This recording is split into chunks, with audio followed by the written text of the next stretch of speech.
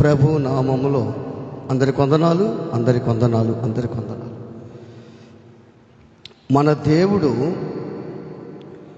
ఎటువంటి వాడంటే సుగుణాలు కలిగిన వాడు, అనేకమైన బిరుదులు కలిగినటువంటి మన దేవుడు. వాటి ఒక్క బిరుదు ఏంటంటే యెహోవా షమ్మా, అంటే ఆయన అంతటా ఉన్నవాడు అని అర్థం. యెహోవా షమ్మా. మన ప్రపంచంలో 256 దేశాలు ఉన్నాయి. 256 దేశాల్లో అంతటా ఉన్నవాడు దేవుడు. అందుకే కీర్తనాకారుడు అంటాడు, నీ ఆత్మ నుంచి నేను ఎక్కడికి పోయేది? ఎక్కడికి వెళ్ళినా నువ్వు అక్కడ ఉన్నావయ్యా. పాతాళముకి వెళ్ళినా నువ్వు అక్కడ ఉన్నావు, సముద్రపు అడుగు భాగానికి వెళ్ళినా నువ్వు అక్కడ ఉన్నావు. నేను ఎక్కడున్నా అక్కడ ఉన్నావు. లేదా ఆకాశంలోకి ఎగిరినా నువ్వు అక్కడ ఉన్నావు. అంటే నేను నీకు మరుగై అన్నంటూ ఏది లేదు. నీకు మరుగైంది ఏది లేదు. నీకు తెలియకుండా ఎక్కడ కూడా నేను దాగలేను. ఎక్కడ ఉన్నా కానీ నువ్వు నన్ను చూస్తూ ఉంటావు. ఇప్పుడు దేవుడు మనుషులకి ఎంత జ్ఞానం ఇచ్చాడంటే, ఒక మనిషి ఎక్కడ దాగినా సరే మనం పట్టేస్తారన్నారు లేదా? పాతాళంలో ఉన్నా సరే, బంకర్లో ఉన్నా సరే, ఇంకేడన్నా ఉన్నా సరే ఆ మనిషిని పట్టేస్తున్నారు. అంటే దేవుడు మనిషికి ఎంత జ్ఞానం ఇచ్చాడో ఆలోచన చేయండి. ఆ మధ్య శిరీష ఫోన్ పోయింది. ఫోన్ పోతే ఫోన్ చేస్తుంటే రింగ్ అవుతుంది కానీ లిఫ్ట్ చేయటం వల్ల. మరి దేవుడు వాళ్ళకి ఇచ్చిన జ్ఞానం అదేదో దాని ఏదో లొకేషన్ పెట్టి ఏదో చేసి ఎవరు తీసుకున్నారు వాళ్ళ ఇంటికే పోయినారు. ఎవరైతే ఫోన్ దొంగిలిచ్చారో వాళ్ళ ఇంటికే పోయి తీసుకున్నారు ఫోను. నిజంగా దేవుడు మానవునికి ఎంత జ్ఞానం ఇచ్చాడు చూడండి, ఎంత జ్ఞానం ఇచ్చాడు. అంటే భయపడబడలే, నీ ఫోన్ పోయినా కానీ భయపడబడలే. అంటే దేవుడు మనల్ని ప్రేమించినటువంటి దేవుడు. అందుకే దావీదు అంటాడు ఒక మాట, ఏమంటాడు తెలుసా? నీ ఆత్మ యొద్ద నుంచి నేను ఎక్కడికి వెళ్ళేది? ఎక్కడ దాగేది? నేను ఎక్కడ దాగినా నీకు మరుగై ఉండలేను కదా. నేను ఎక్కడున్నానో కనిపెట్టేస్తాను. అందుకే ఆదాము అవ్వలు కూడా ఏం చేశారు తెలుసా? చల్ల పూటలో దేవుడు వస్తే దేవుని దగ్గరికి రాకుండా తోట చెట్ల మధ్య ఏం చేశారు? వాళ్ళు దాగారంట. అంటే వాళ్ళు అనుకోలేదేమో, అంటే దేవునితో సహవాసం చేస్తున్నా కానీ ఈ తోటని దేవుడే వేసాడు, మమ్మల్ని దేవుడే చేశాడు. మేము ఎక్కడున్నా సరే, ఆకాశ నక్షత్రాల్లో ఉన్నా సరే, ఆకాశంలో గూళ్ళు కట్టుకున్నా సరే, ఎక్కడున్నా దేవుడు కనిపెడతాడు. ఒకవేళ మనుషులు కనిపెట్టకపోయినా దేవుడు మాత్రం కనిపెడతాడు. అందుకని వీళ్ళు తోట చెట్ల మధ్య దాక్కున్నారంట.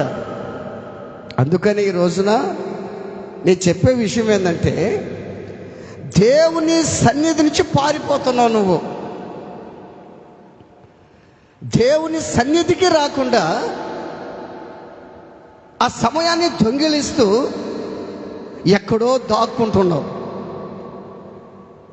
ఒకవేళ కాపరికి దాక్కోవచ్చు, విశ్వాసులు దాగవచ్చు, దేవునికి మాత్రం నువ్వు దాగలేవు. నువ్వు ఎక్కడున్నా దేవుడు చూస్తుంటాడు నిన్ను. ఏ చోటుకి వెళ్ళినా దేవుడు చూస్తాడు. ఏ చోట తిరిగినా దేవుడు చూస్తాడు. నువ్వు ఏం చేస్తున్నావు, ఏం చేయాలనుకుంటున్నావు, ఎక్కడికి పోవాలనుకుంటున్నావు, సమస్తం దేవుడు చూస్తాడు.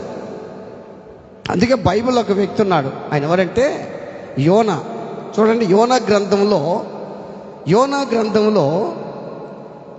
1వ అధ్యాయము 3వ వాక్యం చదవండి. 1వ అధ్యాయము 3వ వచనం.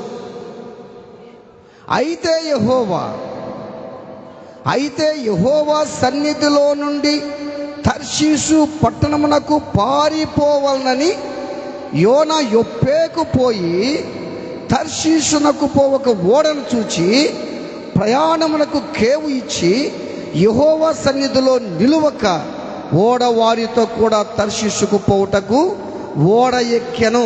అయితే యెహోవా సన్నిధిలో నుండి తర్షీషు పట్టణమునకు పారిపోవాలనుకున్నాడు యోనా. అంటే దేవుని సన్నిధిలో నుంచి నువ్వు పారిపోవాలనుకుంటున్నావేమో గుర్తుపెట్టుకో. ఎన్ని సందర్భాలలో దేవుని సన్నిధిలోంచి నువ్వు పారిపోంటావు? ఆయన నేను చూడటం లేదా? మరి యోనా గ్రహించినట్లేదు. యోనా భక్తిపరుడు, పరిశుద్ధుడు, మనకంటే భక్తిపరుడు కదా ఆయన. యోనా భక్తిపరుడు. దేవుడేం చెప్పాడు? నినివే పట్టణానికి వెళ్ళయ్యా, నినివే పట్టణస్థుల దోషము చాలా భయంకరంగా ఉంది, నువ్వు పోయి వాళ్ళకి దుర్గతి కలుగుతుందని ప్రకటించు. నువ్వు ప్రకటిస్తే వాళ్ళు మారుతారు. నువ్వు నా మాటిని యోనా నినివేకి వెళ్ళమంటే యోనా పోయాడా? నినివేకి వెళ్ళలా. ఎక్కడికి వెళ్ళాడు? తర్షీషుకి వెళ్ళాడు. నినివేకి ఎందుకు వెళ్ళలేదు అని ఒక ప్రశ్న మనం వేసుకుంటే, ఇశ్రాయేలీలకి నినివే పట్టణస్థులు బద్ధ శత్రువులు. వాళ్ళకి వీళ్ళకి పడదు.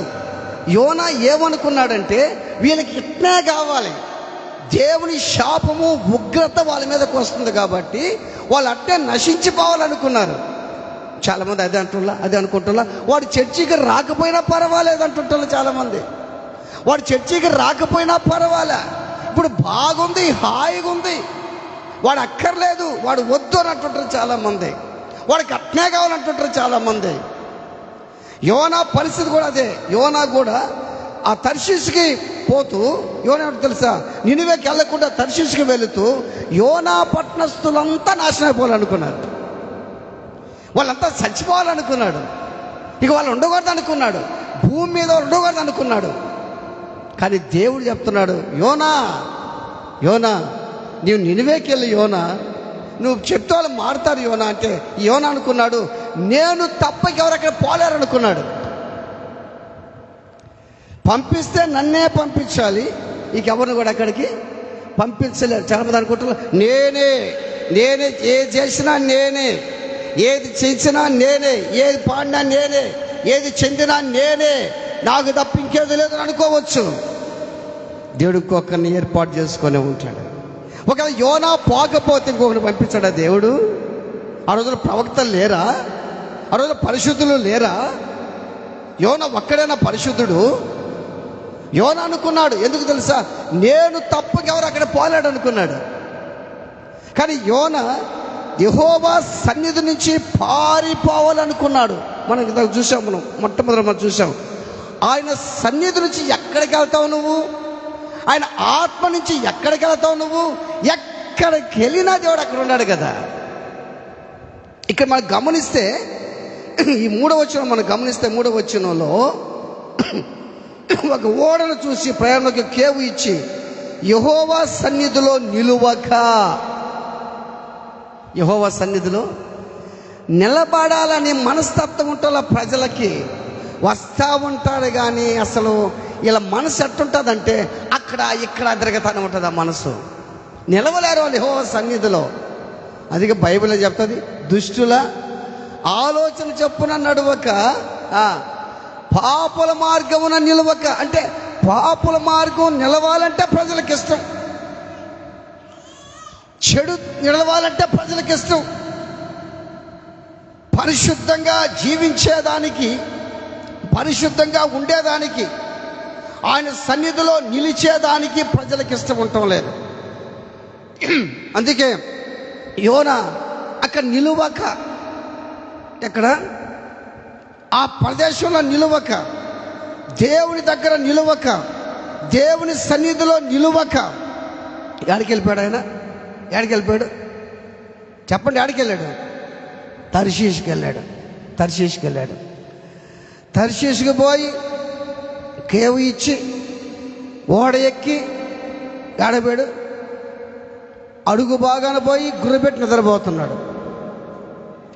దేవుడే ఏం చేశాడు? దాని మీదకి ఏం చేశాడు? దేవుడు తుఫాను పంపించాడు. దేవుడే తుఫాను పంపించాడు. చాలా సందర్భాల్లో తుఫాన్లు మన ఇంటి మీదకి వస్తాయి. ఆయనే పంపిస్తాడు. ఎందుకు పంపిస్తాడు తెలుసా? మనం చేసే మిస్టేక్ని బట్టి, మనం చేసే పొరపాటులను బట్టి తుఫాన్లు మన ఇంటి మీదకి వస్తాయి. మనం అనుకుంటాము, ఏందబ్బా నాకు ఈ బాధ, నాకేంది కష్టము, నాకు ఈ శ్రమ ఏందని మనం అనుకుంటాం. అర్థం చేసుకొని చాలా సందర్భాల్లో మనం ఈ తుఫాను నా ద్వారానే కదా వచ్చింది, నా వల్లే కదా తుఫాను వచ్చింది మనం అనుకోం. కానీ యోనా ద్వారా తుఫాను వచ్చేసింది. యోనా హాయిగా ఉన్నాడు. ఏడున్నాడు యోనా? ఓడలో చాలామంది ఉన్నారు. బాగానండి, ఓడలో చాలామంది ఉన్నారు. ఇప్పుడు బస్సులో పోతున్నా కొంతమందివి. బస్సులో పోయేటప్పుడు బస్సులో పోయే అందరూ కూడా ఎట్టుంటారు చెప్పండి? ఎట్టుంటారు బస్సులో పోయేవాళ్ళు? అబ్బా వాళ్ళు చెప్పారు మీరా? బస్సులో పోయేవాళ్ళు ఎట్టుంటారు? నిద్రపోయేవాళ్ళు ఉంటారు. తర్వాత ముచ్చట్లు. ఆ తర్వాత వెరీ గుడ్. అది మెయిన్ అసలు. ఏదది ఇప్పుడు అదే కదా, ఫోన్ చూసుకునేవాళ్ళు, నవ్వుకునేవాళ్ళు, తర్వాత ఈ మధ్య తొగి వేసుకునేవాళ్ళు, అంటే బస్సులో పోయేవాళ్ళు అన్ని విధాలుగా ఉంటారు. ఓడలో కూడా అట్టే ఉంటారు. ఆ ఓడే దేవుని సంఘం. దేవుని సంఘంలో ప్రజలు ఎట్టుంటారు? మంచిగా ఉండేవాళ్ళు ఉంటారు, పరిశుద్ధంగా ఉండేవాళ్ళు ఉంటారు, కపటపు చూపులు చూసేవాళ్ళు ఉంటారు, చెడు చూపులు చూసేవాళ్ళు ఉంటారు, హింసించే వాళ్ళు ఉంటారు, తిట్టేవాళ్ళు ఉంటారు, సూటిపోటు మాట్లాడే వాళ్ళు ఉంటారు. అందరూ ఉంటారు వాళ్ళు అందరూ ఉంటారు. అయితే ఈ ఓడ మీదకి తుఫాను ఎవరి వల్ల వచ్చింది? అంతమంది ఉన్నా కానీ దేవుని సన్నిధిలో నిలువక, దేవుని దగ్గర ఉండక, దేవుని మాట వినక పారిపోయినటువంటి యోనా ద్వారా తుఫాను వచ్చింది. ఇప్పుడు నువ్వు గుర్తుపెట్టుకో, మీ ఇంట్లో ఉండారు, నలుగురు ఉండారు, ముగ్గురు ఉండారు, 5 మంది 10 మంది కూడా ఉండొచ్చు. తుఫాన్లు వస్తూ ఉంటాయి. ఎవరి వల్ల తుఫాను వస్తుందో తెలుసా? ఎవరైతే దేవుని మాట వినకుండా ఉంటారో, ఎవరు దేవుని ఆజ్ఞలు పాటించకుండా ఉంటారో వారి ద్వారా ఏమొస్తాయి? తుఫానులు వస్తాయి. ఖచ్చితంగా తుఫాను వాళ్ళ ద్వారా వస్తాయి. చూడండి, దేవుడు తుఫాను పంపించాడు. ఆ తుఫాను పంపిస్తే ఆ తుఫాను విపరీతమైపోయింది. వాళ్ళందరూ ఏం చెప్తున్నారు సార్? వారి దేవుళ్ళకి ప్రార్థన చేస్తూ ఉన్నారంట. వారి దేవుళ్ళకి ప్రార్థన చేస్తున్నారు. ఓడ నాయకుడు వచ్చాడు. ఓడ నాయకుడు వచ్చి ఎవరి దగ్గరకు వచ్చారు? యోనా. ఓరి నిద్రపోతా నీకేమొచ్చింది? ఎవరిని? ఈ రోజుల్లో భక్తి పొరలు కూడా పక్కన ఎదుగు తిడతారు తెలుసా? మన పద్ధతులు బాగాలేక తిడుతుంటారు. భక్తి పొరలను కూడా పక్కన వాళ్ళు ఎందుకు దూషిస్తారంటే, మన యొక్క పద్ధతులు బాగలేక, మన పరిస్థితులు బాగలేక. ఓయి నిద్రపోతా నీకేమొచ్చింది? కొంతమంది చర్చిలోని కూడా నిద్రపోతుంటారు కదా, నిద్రపోతారా? కొంతమంది నిద్రపోకుండా నాసా చూస్తాను రాత్మలు నిద్రపోతుంటారు వాళ్ళు. కొంతమంది నిద్రపోకుండా నాసా చూస్తూనే ఉంటారు వాళ్ళు. ఆత్మలో మాత్రం సైతానుకున్న తెలివి ఎవరికి లేదు. ఏం చెప్తా తెలుసు? సైతాను, నువ్వు చర్చిలో నిద్రపోబాకు, ఎందుకంటే నిద్రపోతాను అడగతాడు నిన్ను, నువ్వేడ అవమానించబడతావు. అందుకని నిద్రపోకుండా వాక్యం మాత్రం వినబాకు. నిద్రపోకుండా ఏం చేస్తామంటే, మర్చిపోయిన అల్లవాడు నేను మొన్న అన్నాడు కదా, అది దాని గురించి బాగా ధ్యానం చేయి. మరిపోయి నెల్లూరు పోవాలి కదా, దాని గురించి ధ్యానం చేయి. నువ్వు అక్కడ పని పోవాలి కదా, దాని గురించి ధ్యానం చేయి. సైతాన్ని ఈ విధంగా పెడతాడు. అంటే వాడు నిద్రపోరు, అట్లా నాశగా చూస్తుంటారు వాళ్ళు. నాశగా చూస్తూనే ఉంటారు కానీ ఏం జరుగుతుంది? వాక్యం మాత్రం వినరు వాళ్ళు. ఓడ నాయకుడు బాగా గుర్తుపెట్టుకోండి. ఎంతోమంది ఓడలో ఉంటే అతనితో ఎవరు మాట్లాడారు? ఓడ నాయకుడే మాట్లాడాడు. మన నాయకుడు దేవుడు, నిన్ను సరిచేసేది దేవుడు. నువ్వేంత పక్కన సరిచేసేది? గుర్తుపెట్టుకో. పక్కన సరి చేస్తుంటాం కదా మనం. మనం బాగుంటే కదా పక్కన సరి చేసేదానికి. మనం బాగుంటే పక్కన సెటిల్ చేయొచ్చు. మనం బాగలేకపోయా, వాడిట్టా ఈడిట్టా ఈవిట్టా ఆయక్కిట్టా ఈ ఇట్టా వరుస వంతు గుడికి రావటం, వాళ్ళు మంచివాళ్ళు కదా వాళ్ళు చెడ్డోళ్ళు అని నువ్వే సరి చేసేది. గుర్తుపెట్టుకో, ఓడ నాయకుడే సరి చేశాడు. అర్థమవుతుందా? అంటే సావు మీద కూడా ఆశలుకోండి పక్కకు వచ్చేసాడు. అందుకని ఇక్కడ మనకు పట్టింది కాదు, చచ్చిపోతే పోతాం పని, వాళ్ళు మాత్రం మారకూడదు. చచ్చిపోతే వాళ్ళు మాత్రం మారకూడదు, ఆ మాత్రం చర్చికి రాకూడదు, వీడి చర్చికి రాకూడదు. మొత్తం నేనే ఉండాలి, నేనే చెయ్యాలి. యోనా పరిస్థితి ఎలా ఉందంటే ఇదంతా పట్టించుకోకుండా హ్యాపీగా గుర్రు పెట్టి నిద్రపోతున్నాడు. దేవుని బిడ్డలారా, దేవుని సన్నిధి నుంచి నువ్వు పారిపోతే ఆ పరిస్థితి ఎలా ఉంటుందో ఆలోచించి. అబ్రహాము దగ్గర నిలవక లోతు పారిపోయినాడు. అబ్రహాము సాక్షాత్తు బలిపీఠాలు కట్టేవాడు, పరిశుద్ధుడు, ప్రార్థనాపరుడు, విశ్వాస వీరుడు. అటువంటి దగ్గర నుంచి లోతు ఏదో సాధించాలని, సొంతగా బతకాలని, ఆస్తులు గడించాలని లోతు సపరేట్ అయి వెళ్ళిపోయాడు. లోతు పరిస్థితి ఏమైందో మనకు అందరికీ తెలుసు. చిన్న కుమారుడు కూడా ఏం చేశాడు? తండ్రి సహవాసం నుంచి వెళ్ళిపోయినాడు. ఎక్కడికి వెళ్ళాడు? దూరదేశానికి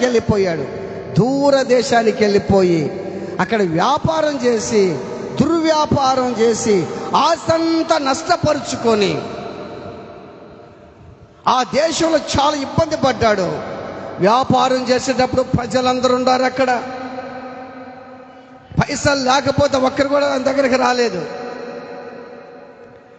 ఏవి నిల్ బ్యాలెన్స్ అయిపోయిన తరువాత ఆ దేశస్తుని చెంతలు ఒక దగ్గర చేరాడంట. అదే ఉద్యోగం ఇచ్చాడు అతనికి. ఏ ఉద్యోగం అది? పందులు మేపే ఉద్యోగం ఇచ్చాడు. పందులు మేపేదానికి పొలం లేక పంపించేశాడు. బాగా గుర్తుపెట్టుకోండి, పందులు మేపేదానికి పొలం లేక పంపించాడు. కానీ ఎవరు కూడా ఆయనకి ఏమీ ఈల. తండ్రి సహవాసంలో, తండ్రి ఇంటికాడ సంతోషంగా పంచభక్ష పరిమాణాలు తినేవాడు, ఆత్మీయంగా ఉండేవాడు, పరిశుద్ధంగా ఆత్మీయ ఆహారం భుజించేవాడు. తండ్రి సహవాసం నుంచి, తండ్రి సంధించి పారిపోయి దూరంగా వెళ్ళిపోయినాడు.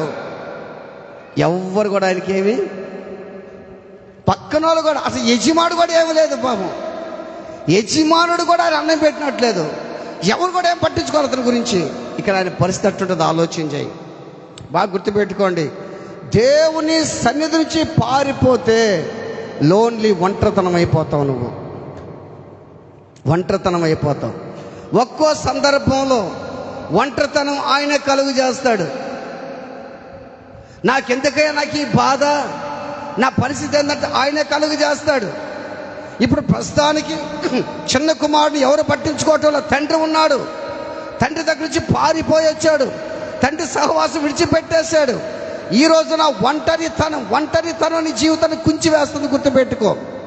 నువ్వు అనుకోవచ్చు నాకు అందరున్నారు అనుకోవచ్చు. నీకు తల్లి ఉన్నా లేనట్టే, కుమారుడున్నా లేనట్టే, ఒంటరివాడి, లోన్లీ. ఈ మధ్య నిన్నే అనుకుంటా, నేను ఒక దగ్గరికి వెళ్తే ప్రార్థన ఒక గురించి పిలిచింది, ప్రార్థన చేయమని పిలిచింది. ఆమె ఇంటికి వెళ్తే ఆమె చెప్తుంది, ఏడుస్తా. ఆమె పరిస్థితి దీనంగా ఉంది. అమ్మా నీకు ఎవరు లేరని అడిగా నేను. 2 కొడుకులు ఉన్నారయ్యా, ఒక్కరు కూడా పట్టించుకునే వాళ్ళు కాదు. 2 కొడుకులు ఉన్నారు, ఒక్కరు కూడా పట్టించుకునే వాళ్ళు కాదు. నేను లేచి నడిస్తే నా పని నేను చేసుకుంటాను, నన్ను ఎవ్వరు కూడా చూడటం లేదయ్యా. ఈ మధ్య నేను యూట్యూబ్లోనూ ఇప్పుడే ఈ రోజు చూశాను నేను. తండ్రి లేడని 2 కూతుర్లు, తండ్రి లేడని పెద్ద కుమార్తె ఆత్మహత్య చేసుకుంది. తండ్రి లేడని. ఇక నా తండ్రి లేడు, నా పరిస్థితి ఏందని. చాలామంది కుటుంబంలో అసమాధానాలు రావటం, అప్పులైపోవటం, అప్పుల్లో చనిపోవాలని కోరుకోవటం. చిన్న కుమారుడు కోరుకోలేదా పాపం? చిన్న కుమారుడు కోరుకున్నాడా? అరే మా నాన్న వదిలేసేనే, నాకెవరు లేరే, నాకెవరు ఆహారం పెట్టడం లేదే అని చనిపోవాలని కోరుకోవాలా. అదేం తీర్మానం చేసుకున్నాడు? నా తండ్రి దగ్గరికి వెళ్ళాలనుకున్నాడు. ఈరోజు ఆలోచించండి దేవుని బిడ్డలారా, దేవుని సన్నిధి నుంచి నువ్వు ఎక్కడికి పారిపోతావు గుర్తుపెట్టుకో. నువ్వు ఒక్కదానివేనా? నీకు అందరున్నా ఒక్కడిగానే ఉన్నావు. నువ్వు అందరున్నా ఒంటరి గత్తివి, ఒంటరి వాడుగా ఉన్నావు నీ జీవితంలో. గుర్తుపెట్టుకో, నీ భార్య ఉన్న ఒంటరి వాడివే, భర్త ఉన్న ఒంటరి వాడివే, పిల్లలున్న ఒంటరి వాడివే, ఒంటరిదానివే నువ్వు. కానీ దేవుడు నిన్ను ఆదుకుంటాడు. ఒకవేళ గుర్తుపెట్టుకో, ఒక్కో సందర్భంలో మారేదానికి దేవుడికి అవకాశం ఇస్తాడు.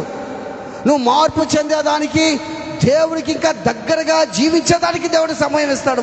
ఒంటరిగత్తిని చేస్తాడు దేవుడు నిన్ను. ఒంటరిగత్తిని దేవుడే చేస్తాడు. నిజంగా ఆ చిన్న కుమారుడికి ఆ యజమానుడు 3 పూట్ల శుభ్రంగా అన్నం పెడతా జీతం ఇస్తుంటే ఆలోచన వస్తుందా? రాదు. అంటారా? ఆ పందుల యజమానుడు 3 పూట్ల ఆహారం బాగా పెడతా, మంచి పైసలు ఇస్తా, మంచి బాగా చేస్తుంటే ఈ ఆలోచన అతనికి రాదు. మారాలని ఆలోచన రాదు అతనికి. అతను ఏమి ఇవ్వలేదు, దేవుడే చేసాడు ఇవ్వనీయకుండా, అంతే. దేవుడే, బాగా గుర్తుపెట్టుకో, దేవుడే ఒంటరి వాడిగా చేస్తాడు నిన్ను. నా జీవితంలో కూడా అంతే కదా. పాస్టర్ దేవుడు తీసుకున్నాడు. ఒకసారి అడుగుతాను నేను, ఎందుకు తీసుకున్నావు ప్రభు అని. నేను ఒంటరివాడిగా చేసేదానికి రాని అంటాడు. నువ్వు ఒంటరివాడిగా ఉండాలి. ఎందుకు తెలుసా? నువ్వు నాకు ఇంకా దగ్గర అవ్వాలి. ఒంటరిగా, బాగా గుర్తుపెట్టుకో, నేను ఒంటరివాడినే, నాకు ఎవ్వరు లేరని అనుకోబాకు. నీకు దేవుడున్నాడు, నీకు దేవుడున్నాడు. గుర్తుపెట్టుకో దేవుని బిడ్డలారా. యోనా దేవుని సన్నిధిలో నుంచి పారిపోయినట్టుగా మనం చూస్తాం. దేవుని సన్నిధిలో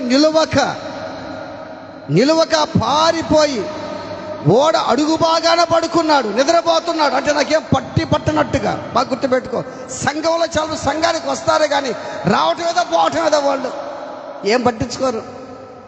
మనకేం పట్టింది కాదు, మనం పోవటం రావటం అంతే. యోనాలాగా రావటం పోవటం అంతే. యోనా అనుకున్నాడు మనకేం పట్టింది లేదు, హ్యాపీగా పోదాం వచ్చేద్దాం. దేవుని గుర్తుపెట్టుకో దేవుని బిడ్డలారా, ఓడలో ఉన్నటువంటి అందరూ ప్రార్థన చేస్తుంటే యోనా మాత్రం నిద్రపోతున్నాడు. ఈరోజున నువ్వు కూడా పట్టినట్టు ఉన్నావా? దేవుని సన్నిధి నుంచి పారిపోతున్నావా? దేవునికి నమ్మకంగా జీవించలేకపోతున్నావా? యథార్థంగా జీవించలేకపోతున్నావా? గుర్తుపెట్టుకో, దేవుని సన్నిధి నుంచి పారిపోయినాడు లోతు. అబ్రహాము దగ్గర నుంచి పారిపోయినాడు.